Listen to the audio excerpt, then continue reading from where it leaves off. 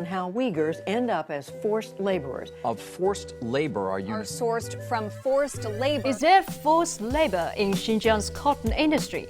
Some Western groups are making a clamor about it. But in a place where 70% of the crop is harvested by machines, are they talking about forced transformers? All the hype about this absurd claim sounds like a conspiracy, all too familiar, right? This is Xinhua Commentary, your best window on Chinese views. I'm Zhang Li in Beijing.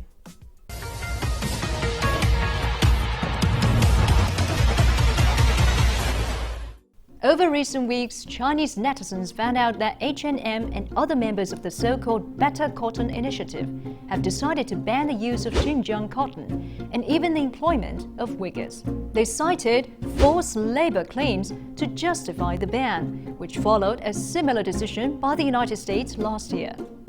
The Chinese public is incensed, but they also feel that the BCI and some other organizations are just pathetic, because those groups had to remove their guys and review their true face as tools to make trouble for China.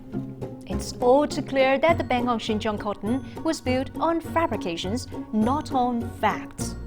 Even the BCI's own Shanghai branch has said it found no single incident related to forced labor in Xinjiang in the past 8 years. But the conclusion was overruled by its headquarters in Geneva. Why? Well, I don't want to speculate, but there is something clear enough to see. By banning Xinjiang cotton, those Western forces are making life difficult for the people in Xinjiang, strangling their businesses and damaging their livelihood. Didn't they claim they want to protect the Uyghurs? Now their double-dealing has become as clear as broad daylight, along with their true agenda.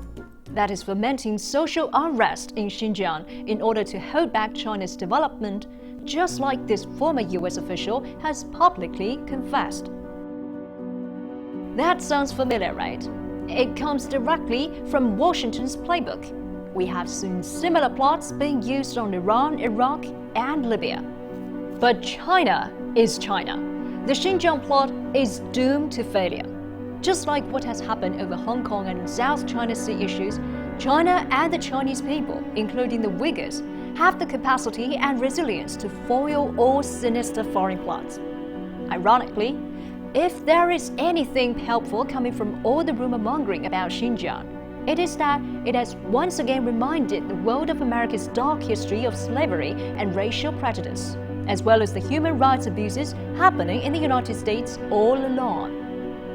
And given all pandemic death, hate crimes, mass shootings, and violent protests, shouldn't Washington focus on protecting and improving the human rights of the American people? This has been a Xinhua Commentary.